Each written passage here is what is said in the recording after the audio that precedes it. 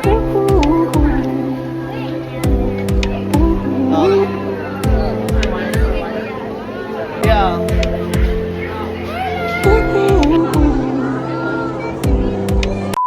So yun guys, for today's video, nandito nga tayo ngayon sa Ocean Park.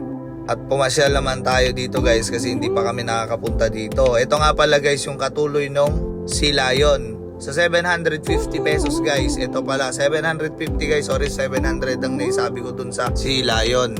Ito nga guys at sobrang luwang pala dito. Kulang yung 2 oras at kalahati yung pasukin lahat ng mga palabas dito sa Ocean Park na ito. Napakaganda nga dito guys at nag-enjoy talaga yung anak ko. Kasi kahit papaano nakaabot naman kami nagbakasyon dito. Kasi magpapasokan na nga guys kaya nililibot na namin yung baby ko na si Sophia.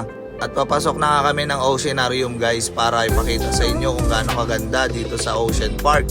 Lahat ng tao na yan guys, yan yung kasama namin sa Sea Lion. Binukod ko lang talaga yung Sea Lion guys para mas ma-enjoy. Enjoy yung panoorin.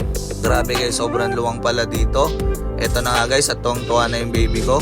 Kasi kahit pa paano guys, naipasyal natin siya bago magpasukan. At magpapasokan na naman guys, puro aral na naman yung bata. Kaya pinasyal naman namin dito. At first time niya rin pumunta dito, pati kaming mag-asawa.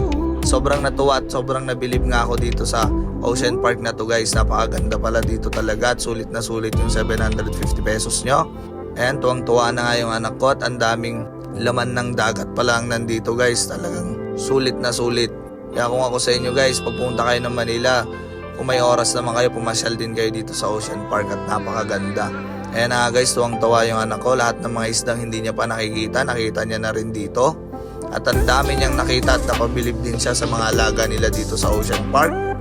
Hanggang sa maliliit at malalaking laman ng dagat, meron sila. Ayan na guys, kung makikita niyo, tuwang-tuwa yung anak ko nagpapicture at saka nagpapabideo sa amin. Siyempre lilipat naman tayo guys. Hindi lang 10 yung pinasukan namin dito guys na iba-iba.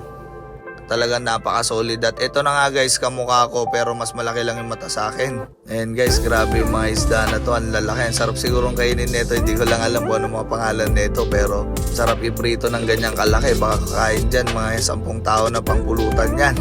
At nandito na nga kami guys sa loob. Papasok na naman kami kasi ang dami talaga makikita dito at pasyalan. Ito na nga iniisa-isa kong videohan para makita rin natin kung gaano talaga kaganda ang Ocean Park na ito.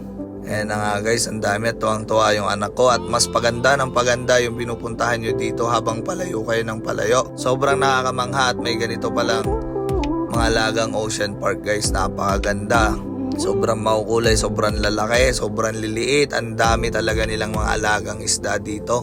Siyempre tapos na tayo dyan at papasok na naman tayo dito sa maliliit na aquarium nila.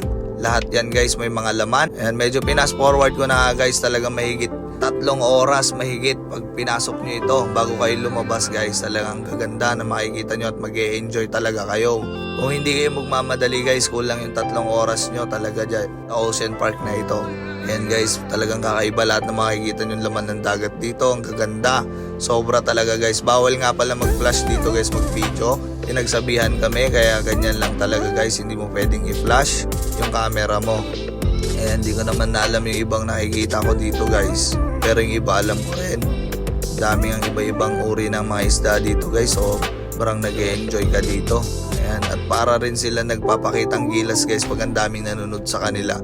Talagang tuwang-tuwa rin sila. Ito nga pala yung seahorse guys, so napakaganda. At ngayon lang ako nakakita ng buhay na seahorse.